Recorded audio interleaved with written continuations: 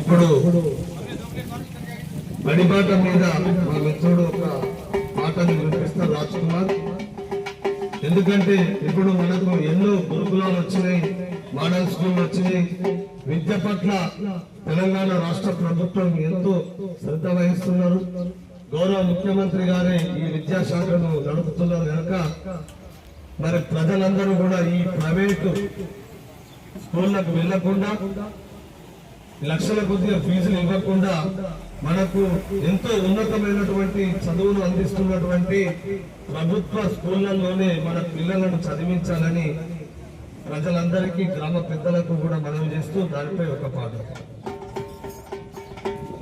అమ్మో నేనెట్లా పోదు ప్రైవేటు బడులకు పైసలు చదువుకు, అయ్యో నేనెట్లా పోదు, అమ్మో నేనెట్లా పోదు ప్రైవేటు బడులకు పైసలు చదువుకు, అయ్యో నేనెట్లా పోదు, అమ్మో నేనెట్లా పోదు ప్రైవేటు బడులకు పైసలు చదువుకు, అయ్యో నేనెట్లా పోదు, అమ్మో నేనెట్లా పోదు ప్రైవేటు బడులకు పైసలు చదువుకు, అయ్యో నేనెట్లా పోదు.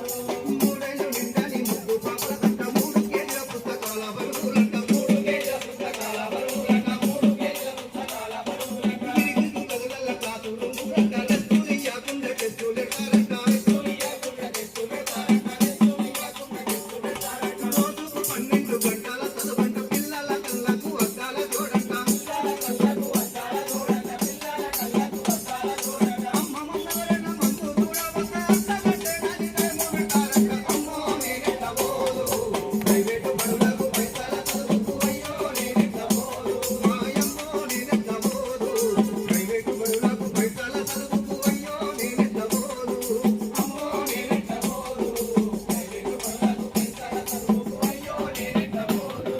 10వ చదివింది తెలుగు మీడియం, ఇంట్లో చేరితే ఇంగ్లీషు మీడియం,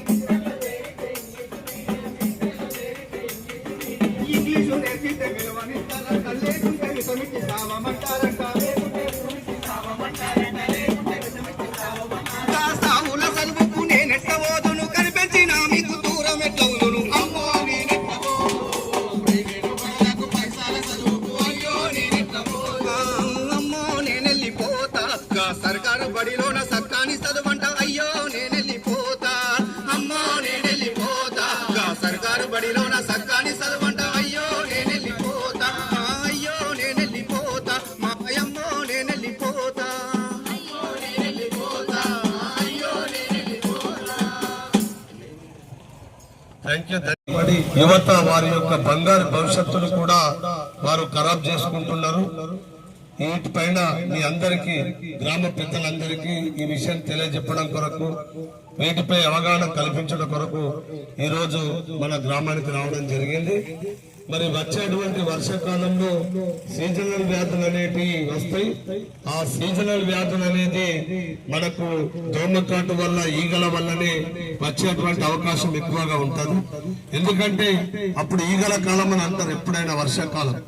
ఈ వర్షాకాలం మనం తగు జాగ్రత్తలు మనం తీసుకోవాలి. మనం తీసుకోవాల్సినటువంటి జాగ్రత్తలు ఏంటంటే మన ఇంటి పరిసరాలన్నీ పరిశుభ్రంగా ఉంచుకోవాలి. మనము సలిపువ్వలు సలికూరలు మిగిలిన మన ఇంటి ముంగట మోర్లో వేస్తాం.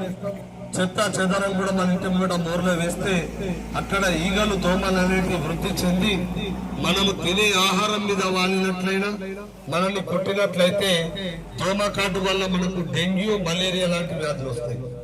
ఈగలు మనం తినే ఆహారం మీద వాలడంతో మనకు కలరా మరియు వాంతులు, విరోచనాలు వచ్చేటువంటి ప్రమాదం ఉంటుంది.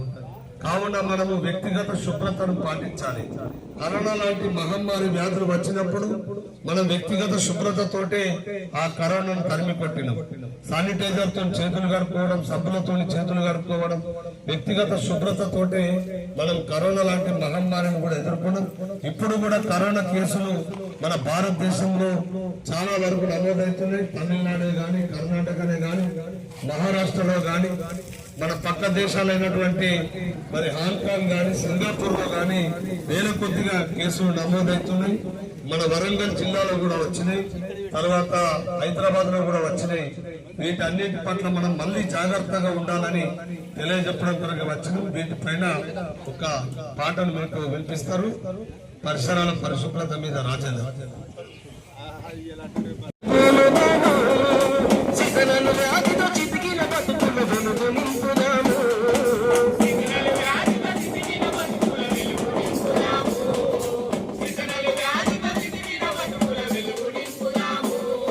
మన ఇంటికి ఇచ్చిన బుట్టల్లోనే చెత్తను వేద్దాము.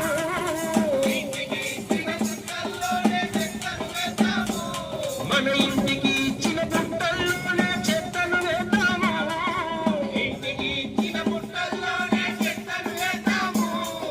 ముందుగా వచ్చే ముప్పును మనము ఎండగట్టుదాము.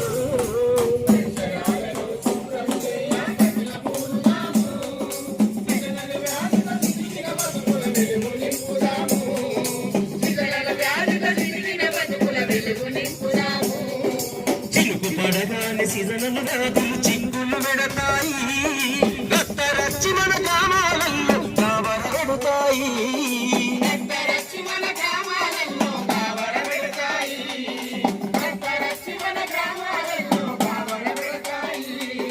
గరీబు బతుకుల ప్రాణాలను చిదిమేస్తుంది.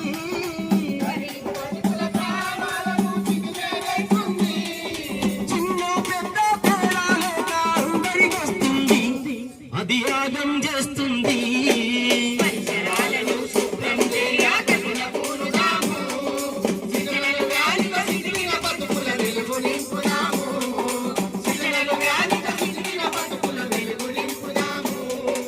అడ్డమైన రోగాలొచ్చి ఆగమాయ బతుకు.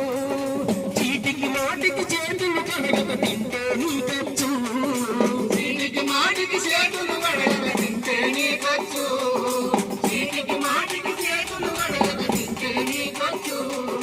తాపతాపకు చేతులు కడిగి శుభ్రంగా ఉందాము.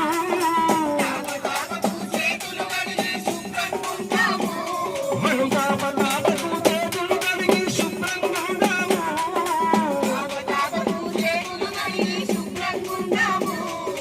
చల్లని గాలిని వీచే చెట్టును మనం పెంచుదాము. ఇక మనం పెంచుదాము.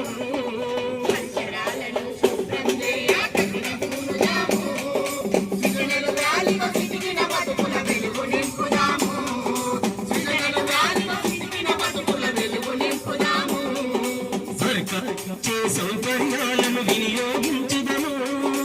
ఆడుతూ పాడుతూ ఊరు వాడ బాగు చేసుకుందా.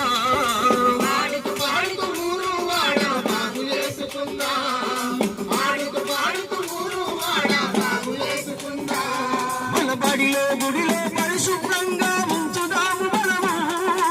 బడిలో గుడిలో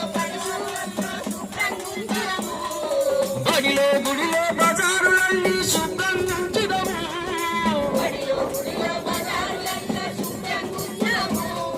స్వచ్ఛమైన మన పల్లెలను నిర్మాణము చేద్దాము. నిర్మాణము చేద్దాము.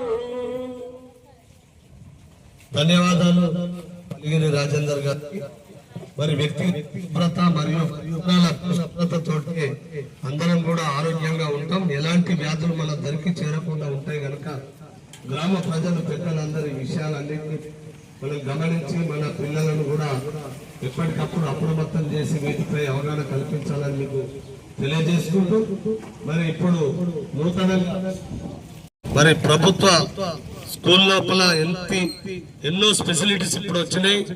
మనకు ఉదయం పూట పిల్లలందరికీ కూడా పౌష్టిక ఆహారం, మధ్యాహ్న భోజనం కూడా అందిస్తున్నారు. వీటి పట్ల కూడా మనం అందరం కూడా ఆలోచించాలి. ప్రైవేటు స్కూళ్ళల్లో ఇప్పుడు లక్షల కొద్దిగా ఫీజులు. అంటే హైదరాబాద్ లో అయితే ఎల్కేజీ పిల్లగాడికి అంటే వాడికి 3-4 ఏళ్ల పిల్లగాడిని ఎల్కేజీకి మనం అడ్మిషన్ తీసుకున్నట్లయితే ₹1,00,000 ఫీజు ఉంటది. ఆ ఎల్కేజీ పిల్లగానికి కూడా తల్లిదండ్రులకు పరీక్ష పెట్టి అడ్మిషన్ ఇస్తారట. ₹1,00,000 ఇవ్వాలి, మళ్ళా తల్లిదండ్రులు ఎగ్జామ్ రాయాలట. అట్లాంటి పరిస్థితి ప్రైవేటు స్కూళ్ళల్లో ఉన్నది.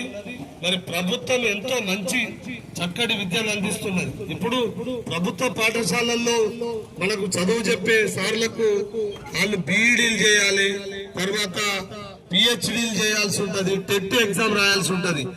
అవన్నిట్లో ఎగ్జామ్ లో పాస్ అయిన వాళ్ళకే ఉద్యోగ అవకాశం వస్తుంది. ఉద్యోగం కొరకు ఒక్కసారి కాదు 4-5 సార్లు వాళ్ళు ఎగ్జామ్ రాస్తారు, కష్టపడతారు. మరి అట్లా కష్టపడి ప్రభుత్వ ఉద్యోగం సాధించినటువంటి ఈ ప్రభుత్వ పాఠశాలలో విద్యా బోధన చెప్పేటువంటి మరి సార్ల దగ్గర మన పిల్లల్ని చదివించుడా మరి 10వ తరగతి ఇంటర్ చదివి ప్రైవేట్ స్కూల్ పెట్టగానే అలా మన పిల్లల్ని చదివిస్తాం. వేల కొద్దిగా లక్షల కొద్దిగా ఫీజులు, పరీక్ష ఫీజులను వసూలు చేస్తారు, ఎంటర్టైన్మెంట్ ఫీజులను వసూలు చేస్తారు, ఆటపాటల ఫీజులను వసూలు చేస్తారు, ఎన్నో రకాల ఫీజులు వసూలు చేసి తల్లిదండ్రులకు ఎంతో బాధ కలిగిస్తున్నారు. మరి పేదవాళ్ళు ఇవాళ చదువుకోవాలంటే మనకు ప్రభుత్వ పాఠశాలలు అందుబాటులో ఉన్నాయి. దయచేసి ఈ పట్ల విద్య పట్ల మనం శ్రద్ధ తీసుకొని మన పిల్లల్ని ప్రభుత్వ పాఠశాలల్లోనే చదివించాలని మీ అందరిని కోరుతున్నాం. అంతేకాకుండా మనకు ఆరోగ్యరీత్యా ఏ ప్రాబ్లం వచ్చినా కూడా మనకు ప్రభుత్వ హాస్పిటళ్లు కూడా అందుబాటులో ఉన్నాయి. ఇప్పుడు ప్రభుత్వ హాస్పిటల్లో మంచి మంచి డాక్టర్లు ఉన్నారు, ఎండీలు ఉన్నారు, కార్డియాలజిస్టులు ఉన్నారు, రేడియాలజిస్టులు ఉన్నారు, గైనకాలజిస్టులు ఉన్నారు, చర్మవ్యాధుల డాక్టర్లు ఉన్నారు, బొక్కల డాక్టర్లు ఉన్నారు. మరి ఎంతో గొప్ప డాక్టర్లు కూడా మనకు ప్రభుత్వ హాస్పిటళ్లలో ఉన్నారు. దీన్ని కూడా ప్రజలందరూ వినియోగించుకోవాలి. మనం ప్రైవేట్ హాస్పిటల్లకు వెళ్ళినట్లయితే 3 రోజులు 4 రోజులు అడ్మిట్ అయితే జ్వరం వచ్చి ఇంకే ప్రాబ్లం ఉండి 3-4 రోజులు అడ్మిట్ అయితే 50,000 రూపాయల వరకు మనకు ప్రైవేటు దవాఖానలలో వసూలు చేస్తున్నారు. అందుకని ప్రభుత్వ దవాఖానలో మంచి డాక్టర్లు ఉన్నారు. దయచేసి మీరు అందరూ అర్థం చేసుకోవాలి. స్కానింగ్లు కూడా ఉన్నాయి. మనకు కిడ్నీ సంబంధిత వ్యాధులకు కిడ్నీ డాక్టర్లు ఉన్నారు. అన్ని వ్యాధులకు కూడా మంచి మంచి డాక్టర్లు ఉన్నారు. మనం ప్రభుత్వ హాస్పిటళ్లను కూడా వినియోగించుకోవాలని మీ అందరినీ కోరుకుంటూ, అందరూ దయచేసి కరోనా లాంటి మహమ్మారి మరలా రాకుండా తగు జాగ్రత్తలు తీసుకోవాలని తెలియజేస్తూ, పరిసరాలన్నీ కూడా పరిశుభ్రంగా ఉంచుకోవాలి. మన ఇంటిని చక్కగా నీట్ గా ఉంచుకోవాలి. 10 రూపాయలు బ్లీచింగ్ పౌడర్ కొనుక్కొని ఒక బకెట్ నీళ్ళలో కలుపుకొని మన ఇల్లు శుభ్రం చేసుకోవాలి. ఇంటి ముంగడ చల్లుకోవాలి, మోర్లే చల్లుకోవాలి. అట్లయితే ఈగలు దోమలు ఉంటాయి, మనకు డెంగ్యూ మలేరియా లాంటి జ్వరాలు రావు. ఈ విషయాన్ని మీకు తెలియజెప్పడం కొరకు గౌరవ జిల్లా కలెక్టర్ గారు ఇక్కడ పంపించడం జరిగింది. నాకు ఈ అవకాశం కల్పించిన ఈ గ్రామ పెద్దలకు మాత్రమే మా యొక్క ప్రత్యేక ధన్యవాదాలు తెలియజేస్తూ ముగిస్తున్నాను. Thank you.